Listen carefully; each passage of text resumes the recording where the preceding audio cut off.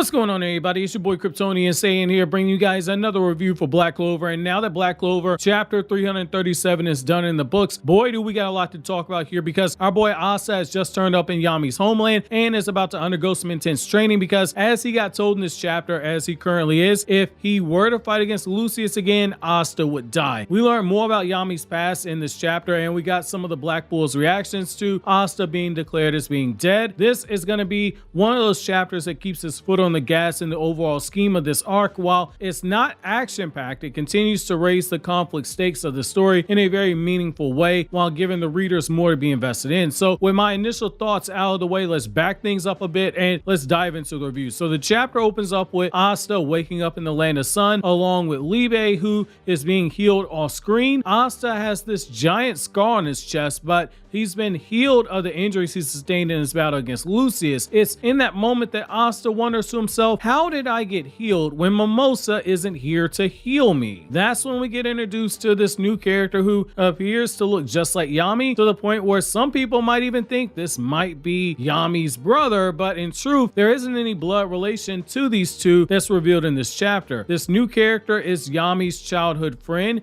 and that's where things get very interesting, because there's a lot of mystery surrounding this character. So this guy is in a different country, all the way on a different continent, but somehow he knows everything that's happened to Asta, telling him like, yo, you got your heart broken, you got beaten up by the one that you loved, you got crushed by the person that you looked up to the most. My guy, you've really been taking some L's. You remind me of this guy that I'm reading in the Boruto manga named Code, but don't get up too soon because you need to take a rest, buddy. It's then that this new character proceeds to tell Asta that if you get back up and you go face Lucius again, you're going to be killed. We are then informed that Libe is being killed off screen, which is why Asta doesn't see him just yet, but this new character is well aware that Libe is a devil. However, Asta's first concern is, wait a second, who exactly are you? Why do you look like Yami? And what's with that limited edition eye patch that you got on? And how do you know my name? Asta then gets told in detail the truth to all the questions that he's had. So essentially he's told, I've known Yami since childhood, but I haven't seen him since he was 13 years old and went missing and ended up in the Clover Kingdom. And the two share a few laughs together over the fact that Yami's personality is basically the same currently as it was when Yami was 13 years old, which really makes me wonder, was Yami taking those long dumps when he was 13? That's another video for another day. But what's interesting here is the fact that Asta remarks that this new character's ki and Yami's ki have a very similar feel, which is something that we have to keep our eyes on moving forward, especially just given the fact that when we've seen this happen in the past, when Yami was sensing the ki inside of William's body, he also sensed Patry's. So I'm kind of wondering what that connection between these two is going to be. So the way that this new character explains his power is that he only needs to want to see something in order for it to be shown to him, and that's when he taps his eye patch, which could be another sign that Asta's going to be in for some advanced ki training while he's in this country. But we'll touch on that in a moment, because we have to shift the story back over to the Clover Kingdom, because we have some important developments that are taking place here. So while Asta's in the land of the sun being attended to, we have our favorite vice captain from the Black Bulls showing up at the Black Bulls hideout, and essentially this man has that razor sharp tongue. It looks like it's on the ready like always, because when he pulls up to the Black Bulls hideout, he's got that wicked smile on his face, and your first thought is like, oh shit, here we go again. Noct is about to ruin somebody's career when he speaks, but that's not 100% the case here. Noct has essentially grown a bit. So when he addresses the Black Bulls as fools, it immediately garners their attention, and I like the choice of language here by Tabata, because it's actually double speak. So they're fools for carrying on their everyday life like they're normal, ignorant to what's going on and what's happened and what Noct is privy to, but it can also be viewed as he's calling them fools in a positive light, in that after the battle with the Spade Kingdom and all the training that's happened over the last year, Noct is clearly warming up to the Black Bulls. So I like that right there. That's good characterization for Noct. And that being said, we have to keep in mind this is a sober moment for the manga, and Tabata does a good job of keeping us in our feels right here. So this is another form of dramatic irony, because as Noct is giving this information, we as readers know Asta's alive. Everyone else, they have their feelings he's alive, but they don't know for certain. And so Noct wastes zero time, and he just rips the band-aid off and he says Asta is dead. He was mortally wounded and he was killed off by spatial magic in the battle with the Wizard King. Noct says that given the circumstances circumstances of the battle, it's safe to assume that Asta's dead and they should operate as such. It's at that point Tabata does a good job of paneling to give the reader some perspective of the emotions of the Black Bulls while allowing us a chance to let our own imaginations run wild, but he continues to let the scene bleed out a little bit more by showcasing Nock's growth by basically having Nock say, regardless as to how anyone feels, the facts are the facts, and we get a really awesome shot of Magna, which for a second makes you feel kind of sad for the guy,